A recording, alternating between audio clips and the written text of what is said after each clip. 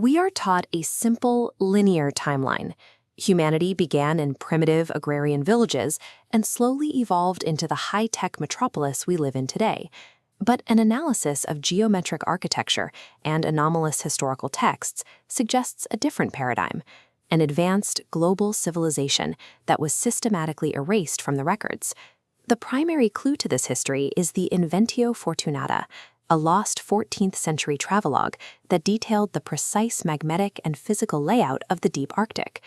While often dismissed as a myth today, 16th century polymaths like John Dee treated the friar's data as empirical fact, using these maps to define the official territorial limits of the British Empire.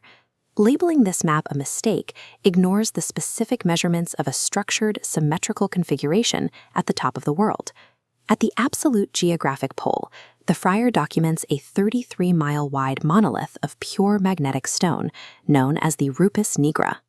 Surrounding this rock, the ocean swirls into an 8-degree-wide whirlpool, where the seas reportedly descend directly into the earth. A continuous mountain range forms a perimeter wall around this basin, pierced in exactly 19 distinct places by narrow channels that draw the world's oceans inward with extreme force. These channels converge to form 4 massive indrawing seas that divide the inner Arctic into 4 distinct symmetrical landmasses.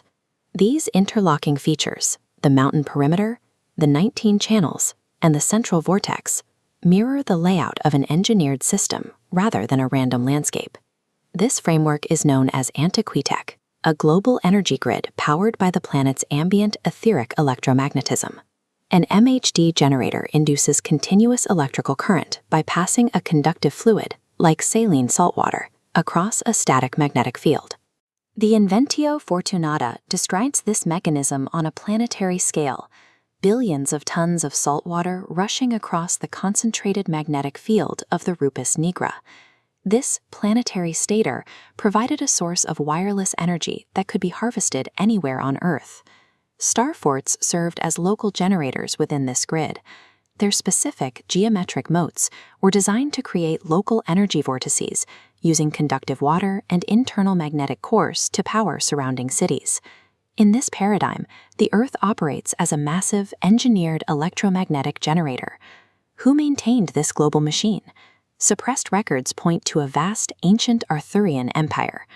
The Gestae Arthuri, or Deeds of Arthur, portrays Arthur as an imperial maritime conqueror who subdued Scandinavia, Iceland, and Greenland centuries before 1492. Fragments of these records describe a massive expedition in 530 AD, where 4,000 men sailed into the innermost regions of the Arctic Circle. These forces were caught in the lethal mechanics of the indrawing seas, swept inward by the currents, and never returned to Britain.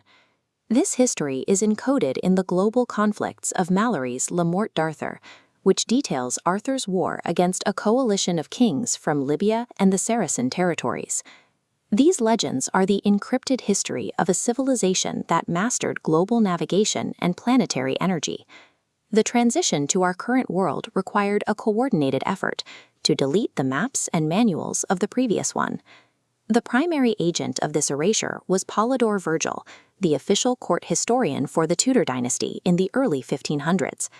Virgil was commissioned to write a sober history of England, and he began by collecting over 200 ancient manuscripts, including the records of Arthur's polar conquests.